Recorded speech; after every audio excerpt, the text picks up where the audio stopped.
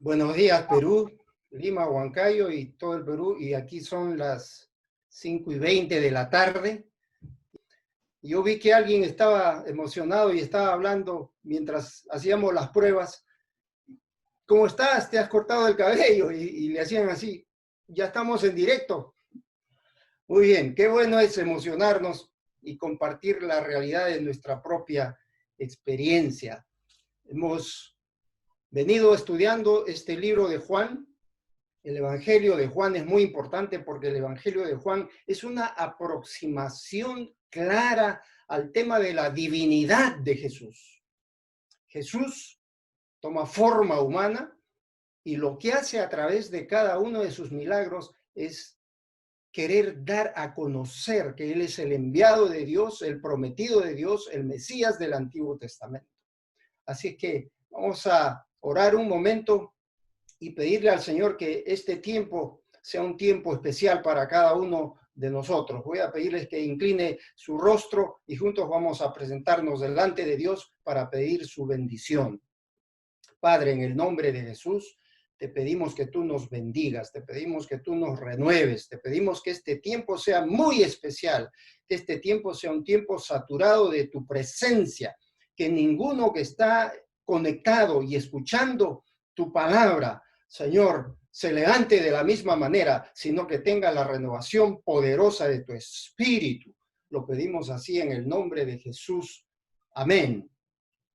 Muy bien, el Evangelio de Juan, capítulo 4, del verso 43 en adelante. Quisiera introducirme de la siguiente manera. No nos debe tomar por sorpresa nuestra fe. Tenemos que confiar en Dios una y otra vez, en todo tiempo. Y el experto en el tema de la fe y confianza en Dios en el Antiguo Testamento es el profeta Habacuc. Había una marea terrible política, social y económica en el tiempo de Habacuc. Entonces él describe, resume y sintetiza una declaración o proclamación de fe. Aunque la higuera no florezca, con todo, yo me alegraré en Dios. Y entonces tenemos que recuperar eso. Y este tema tiene que ver con la fe, la confianza en Dios, en el Jesús de la Biblia. Cada uno de nosotros en algún momento vamos a tener que dejar esta tierra. Y todos tienen miedo a la muerte. ¿Cuál es la diferencia con un creyente que tiene su fe depositada en Jesús? Bueno, los no creyentes tienen miedo a la muerte y no saben cómo enfrentarla. El creyente no debería tener miedo a la muerte. Lo que nos da miedo, y es una verdad y una realidad, es el proceso de morir. El proceso. Por eso algunos han dicho, ojalá que a mí me toque así en el avión, estoy durmiendo y ¡pum!, se acabó todo. Bueno, el proceso es lo que sí nos da miedo. ¿Cuánto dolor? ¿Cuán largo podría ser? Bueno, este tema tiene que ver con un oficial que viene corriendo a Jesús porque su hijo estaba por morir. Y este es un segundo milagro, porque el primero tiene que ver con el milagro de las bodas de Caná de Galilea. Y eso nadie se va a olvidar, porque tiene que ver con la conversión del agua en vino. Y este es el segundo milagro de Jesús. Así que hoy quiero hablarles de este tema. Apunte si tienen un lapicero. Quiero hablarles de la estrategia operativa de Jesús. La estrategia operativa de Jesús. La estrategia operativa de Jesús tiene al menos 4 elementos, según este párrafo de la Biblia. La estrategia, en primer lugar, operativa de Jesús incluye un corazón sano, versos 43 y 44. 2 días después salió de ahí Jesús y se fue a Galilea, porque Jesús mismo da testimonio de que el profeta no tiene honra en su propia tierra. Jesús sabe que Él es el enviado de Dios y tiene una única razón de existir en la tierra. ¿Cuál es? morir para salvar. Jesús sabía desde el principio de su ministerio que tendría oposición de todo tipo, incluyendo la diabólica. Pero Jesús, como ser humano, al mismo tiempo, era de un corazón sano. Repite conmigo ahí donde estás, corazón sano. Su pureza nunca la perdió. Y esto se llama la impecabilidad de Jesús.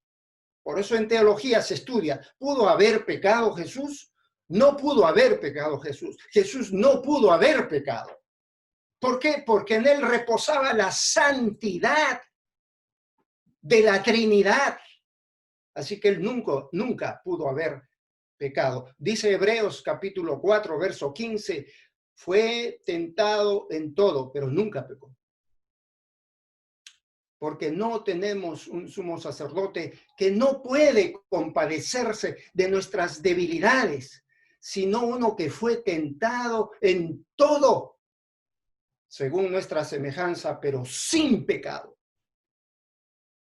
Y ahí tenemos el modelo, ahí tenemos el ejemplo, ahí tenemos la estrategia operativa de Jesús, un corazón totalmente sano. Y cuando hablamos del corazón sano de Jesús, estamos diciendo que Él es 100% humano.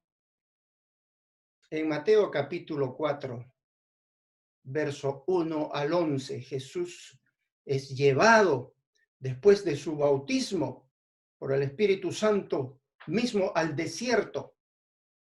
Y ahí fue tentado 3 veces por el diablo, en forma directa, frontal. En el caso de nosotros, es más bien una acción diabólica indirecta, porque el diablo nunca se presenta directamente a nosotros, siempre lo hace con apariencia. Y por eso es la razón que a veces nos confundimos. La primera tentación de Jesús, la tentación física, que tiene que ver con los deseos de la carne, que incluye todo deseo físico. La tentación emocional, en segundo lugar, es una apelación al orgullo para conseguir la gloria y popularidad. Jesús nunca utilizó, voy a repetir nuevamente, Jesús nunca utilizó poder divino para hacerse famoso. En tercer lugar, tenemos la tentación de poder, la riqueza y poder. Jesús nunca utilizó su poder divino para hacerse rico. En uno de los textos dice que vino uno de los grandes religiosos y le dijo, maestro, yo quiero seguirte. Y Jesús le advierte y le dice, recuerda que si quieres seguirme, nosotros no tenemos dónde recostar nuestra cabeza. Así que, ¿quién ha dicho que servir a Jesús es fácil? Con razón, en otro texto, Jesús mismo dice que el evangelio es para los valientes. Y solo los valientes lo arrebatan. La tentación de poder Jesús también lo venció. Bueno, Jesús vino al mundo con un propósito claro y con un corazón sano. Jesús vino para servir, para ministrar con un corazón sano, porque era un corazón santo. En él estaba la santidad y pureza de la Trinidad. Así que Jesús, con ese corazón sano, desarrolla una estrategia operativa, una estrategia, hay que entender que es una estrategia funcional, es decir, que uno puede ejecutar lo que tiene planeado en su mente y en su corazón. Esto me ha llevado a comprender que la visión que Dios nos da puede ser muy grande, puede ser muy buena, pero si no se ejecuta, no sirve para nada. Cualquiera sea el ámbito, sea en una empresa, sea en un comercio, sea en un gobierno, si no se ejecuta lo que se planea, solo queda en papeles. Y entonces la pregunta sería, ¿cómo estás ejecutando la visión que Dios te ha dado de vivir una vida transformada por el poder de Dios? ¿Cómo está tu corazón? ¿Has sido sanado de manera tal que tú sabes hacia dónde te diriges? Bueno, toda estrategia operativa es una estrategia funcional, es decir, que uno lo puede ejecutar. No hay nada que Dios nos pida hacer que no podamos cumplir. Es mucho más que eso. Dios nos da el poder para hacer. ¿Qué es una estrategia operativa? Una estrategia operativa es un plan a corto, mediano y largo plazo, con acciones a realizar, con acciones a realizar. Di conmigo, con acciones a realizar, las cuales son necesarias para alcanzar los objetivos de una visión y un plan.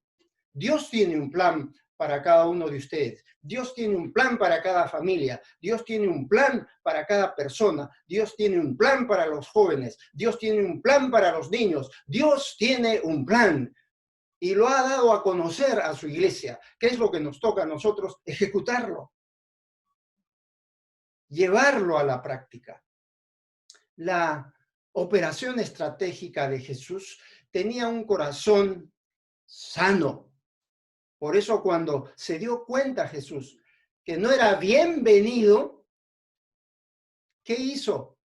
Lo reconoció, pero no se sintió humillado, ni afectado, ni empobrecido emocionalmente. Solamente estableció la realidad y dijo, el profeta no tiene honra en su propia tierra. Aceptó esa realidad, pero él no cambió el rumbo de su estrategia. No lo destrozó a él.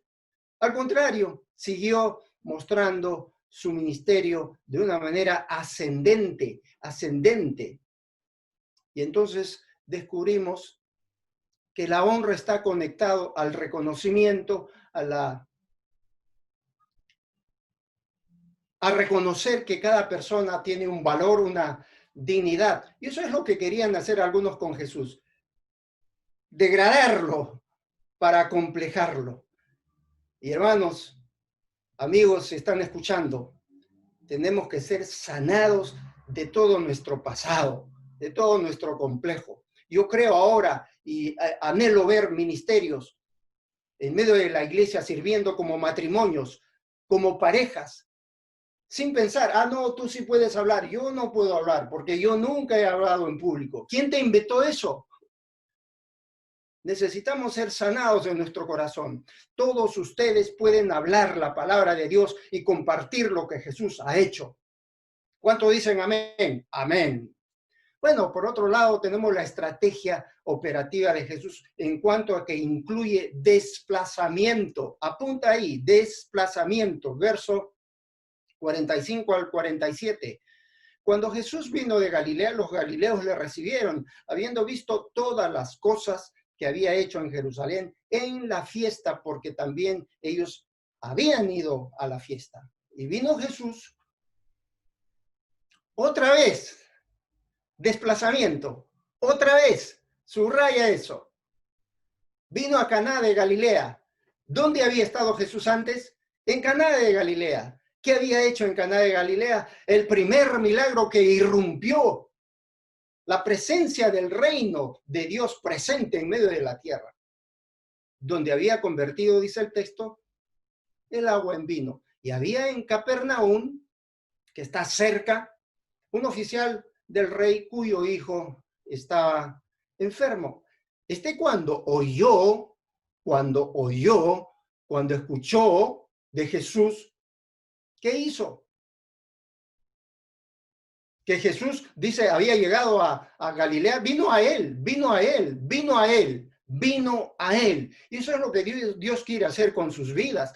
Dios ha permitido esta circunstancia difícil justamente para que reordenemos nuestra manera de pensar y creamos que hay personas que pueden venir a nosotros para pedirnos ayuda, para pedirnos oración, para pedirnos consejo. No es que estamos solamente buscando a la gente. Cuando Dios irrumpe en medio de la historia, no solamente Él busca a los necesitados, sino que los necesitados vienen a Él. Y este oficial era una persona necesitada. ¿Qué era su problema? Tenía un hijo que estaba por morir. Jesús se quedó 2 días en un pueblo samaritano llamado Sicar. Juan capítulo 4, verso 4. Donde había tenido un diálogo con una mujer samaritana, una mujer que no estaba bien vista. De ahí pasó a Galilea, al pueblo de Caná, donde había convertido el agua en vino. Entre Capernaum y Caná de Galilea hay 23 kilómetros. Los que han estado en Israel saben esa historia y la han vivido. En Capernaum trabajaba este oficial del rey. La distancia de Jerusalén a Galilea es de 126 kilómetros. De Jerusalén a Belén hay 7 kilómetros y de Belén a Nazaret hay 110 kilómetros. Mi esposa me decía hace unos días, porque estamos hablando de lo que llamo el plan post-COVID. ¿Qué Dios te ha pedido cambiar para que tú enfrentes cuando esto acabe? Tú tienes que haber cambiado ciertas cosas en tu vida.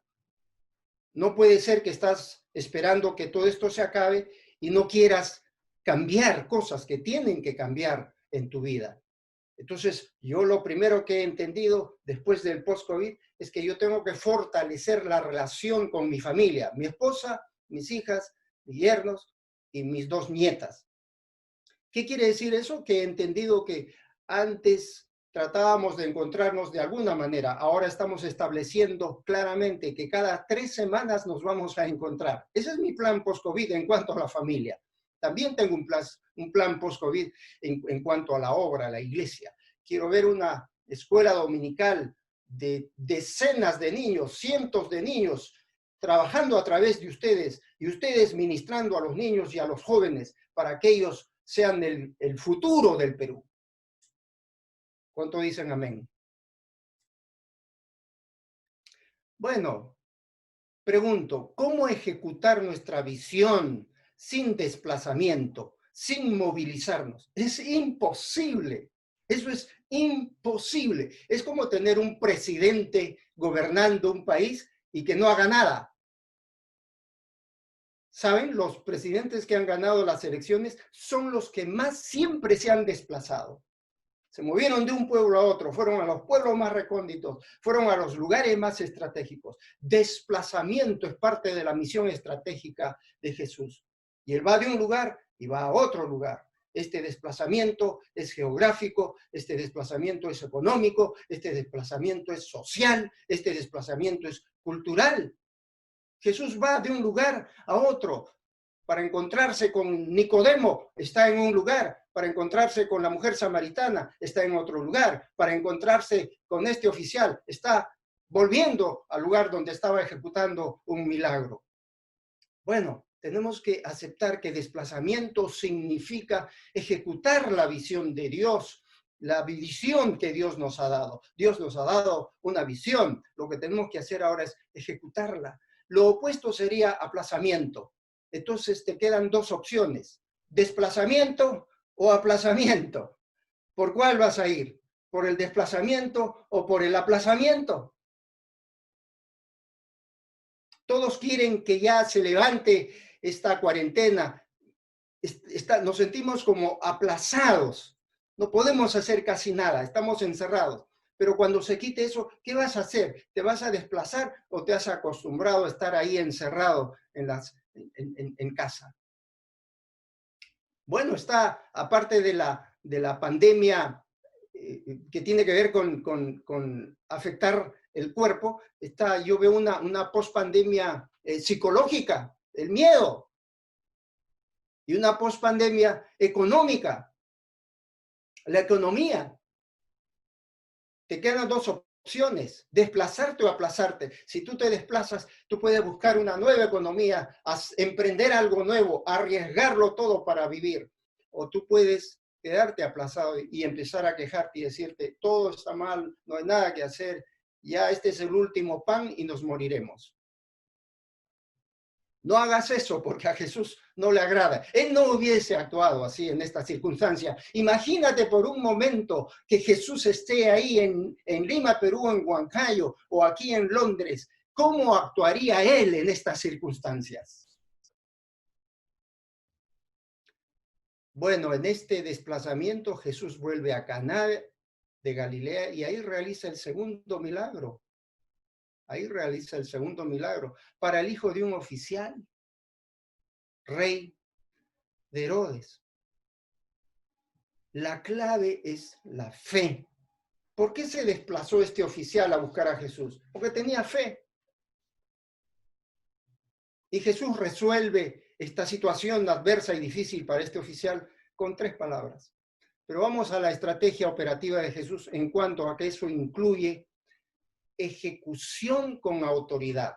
Apunta ahí, por favor, ejecución con autoridad. Verso 48 al 50.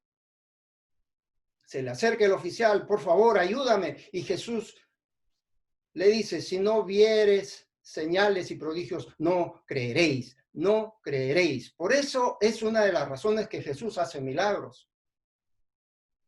El oficial le dice, Señor, desciende, por favor, antes que mi hijo muera. Desciéndete, por favor, ayúdanos antes de que él muera. Y Jesús le dice así, ve, tu hijo vive. Ve, tu hijo vive. ¿Qué hubiesen hecho ustedes si acuden por ayuda y le dicen 4 palabras? Anda nomás que ya oré, que el Señor va a orar. Puede ser que algunos se hubiesen sentido ofendidos, pero yo pensé que él iba a venir conmigo. Pero solo me ha dicho eso. Claro, como él no siente mi dolor, eso no hizo el oficial. ¿Qué hizo? El hombre creyó. El hombre creyó la palabra que Jesús le dijo. ¿Y qué hizo? Se fue.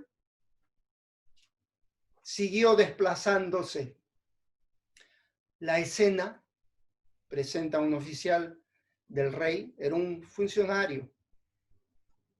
Bueno, aquí el tema es muy interesante, porque al morir Herodes el Grande, su reino fue dividido entre sus 3 hijos, y su hijo Herodes Antipas gobernó el tetrarcado de Galilea y de Perea, zona que representaba una 4ª parte del imperio romano. Estaban distribuidos. ¿Quién nombraba a los tetrarcas o a los Herodes?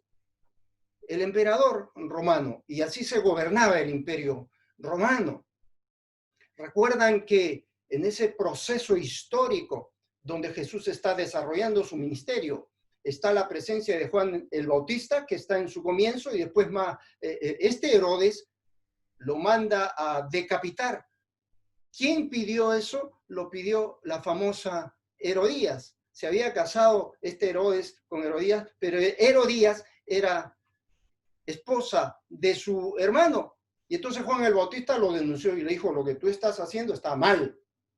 Y entonces pidieron la cabeza y lo mandaron a decapitar. Ese es el contexto en el cual Jesús está desarrollando su ministerio. No piensen, por favor, que era una situación social y política fácil para Jesús. Tremendos enfrentamientos de Jesús con el poder religioso, con el poder social, con la cultura y con estas personas que estaban actuando de esa manera. ¿Por qué es fascinante toda esta historia bíblica? Porque se comprende mejor la estrategia operativa de Jesús. No es que Jesús está actuando en un ambiente donde todo es fácil, donde todo está bien, donde el sistema económico está funcionando bien. Está en un sistema de opresión. Ahí está desarrollando Jesús su ministerio. Es una estrategia operativa poderosa. Está actuando. La estrategia operativa tiene que ver con hacer lo que está planeado, lo que está pensado. ¿A qué vino Jesús? ¿Cuál fue su plan? Morir. ¿Qué hizo? Dedicarse a establecer ese procedimiento para llegar al cumplimiento de todas las profecías del Antiguo Testamento. El oficial creyó la palabra. Recuerden, la incredulidad mata todo deseo de servir a Jesús. Así que si algunos están desanimados, este es un momento de decir, Señor, acudo a los pies de Jesús para renovar mi fe y confianza en ti. No hay nada, hermanos, que pueda detener nuestro servicio a Jesús. No debe haber. Y servir significa amar a Jesús. Alguien dijo hace algunos días que un corazón sacrificial es un corazón que ama. Y el que ama tiene que sacrificarse continuamente. Pero es un sacrificio con gozo, es un sacrificio con alegría, es un sacrificio con gratitud, es un sacrificio con esperanza, es un sacrificio que inspira, que anima, que levanta, que dice, yo también quisiera eso. En cuarto lugar y último, la estrategia operativa de Jesús incluye también sanidad a distancia. ¿Qué pasaría en estos momentos si viene el oficial o llama, pide ayuda y ustedes le responderían, tranquilo, conéctese por Zoom que ya le hago una oración sanadora, tranquilo? Bueno, los tiempos han cambiado y tenemos que comenzar a operar así y a pensar así de esa manera ahora. Estoy experimentando la bendición de tener reuniones por Zoom con algunos de ustedes para compartir, para hablar de la Biblia y también para orar juntos. ¡Qué bendición! Les confieso una vez más que nunca pensé que podríamos hacer un trabajo ministerial, pastoral, espiritual de esta manera, pero funciona. El aspecto físico tiene su lugar y su importancia, eso es verdad. Pero mientras no se den las posibilidades, tenemos que estar felices y contentos con este sistema tecnológico y decir, gracias Señor por esta posibilidad, muchas gracias. Así que la estrategia operativa de Jesús fue a distancia. ¿Y qué le dijo Jesús? Tu hijo vive, tu hijo vive. Es una autoridad espiritual, que quiere decir que cuando Jesús habla, algo sucede. ¿Qué sucede cuando ustedes hablan? Crean un ambiente de paz, un ambiente de crisis, de conflicto o de seguridad, de estabilidad, de confianza, de paz, de esa fe que está descansando en el Señor una y otra vez. Voy terminando de esta manera. Lo que el Señor quiere de nosotros es un corazón sanado, con ganas de desplazarse y una decisión para usar la autoridad de Jesús. Siempre se ha interpretado en la eclesiología de alguna manera que es el pastor que puede poner las manos, es el pastor que puede hacer esto, es el pastor que puede hacer todas las cosas. Pero hermanos, ustedes pueden orar por los enfermos. Y no necesitan estar presentes ahora. Ustedes pueden llamar a alguien que está enfermo y decirle, voy a orar por ti. Cierra tus ojitos, inclina tu rostro. Este es un momento reverente. Voy a pedir al Dios de los cielos que intervenga en tu vida y haga un milagro. Eso es autoridad espiritual. Sin sombra de dudas. No solo sanó Jesús al Hijo, sino que toda la familia creyó. Hermanos, está muy bien que nos reunamos cada semana, cada domingo, tengamos los grupos conectados, pero este es un tiempo ahora donde Dios nos está llamando para que otras familias sean salvas, otros escuchen del poder de Dios, del amor de Dios, y que nosotros vayamos invitando unos a otros, estimulándonos al amor, que clamemos, Señor, danos nuevas personas, que nuevas personas quieran participar con nosotros a través de este culto, por este medio tecnológico, porque lo estoy viendo en otros lugares. Las personas están entrando a escuchar el mensaje de Dios, a encontrar una palabra de consuelo y de seguridad. Hoy día aquí en Europa se está ofreciendo oración por los que tienen necesidad espiritual. Y las iglesias están abriendo un centro de oración con 2 o 3 voluntarios.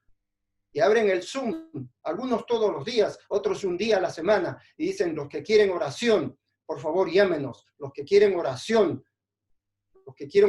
por seguridad, por paz, los que están preocupados, tienen alguna inquietud, llámenos que vamos a orar por usted. Eso es todo lo que están ofreciendo. Y la gente está llamando. Dios quiere salvar familias. Y eso es lo que sucedió con el oficial. Toda su familia creyó. Los asuntos de Dios requieren un corazón sanado. Concluyo de la siguiente manera. Jesús nos pide tener confianza en Él. Él está al control de todo. Todos podemos vencer nuestras grandes dudas si acudimos a Jesús confiando en sus promesas. Es posible desplazarnos, seguir haciendo actividades, renovando nuestra mente, nuestro corazón y nuestro espíritu. Y juntos veremos la gloria de Dios. Yo quiero invitarles a ponerse en pie y juntos vamos a orar y pedir que Dios nos renueve con esa confianza, que nuestra fe sea sólida, fresca, pura, sana en este día para la gloria de Dios.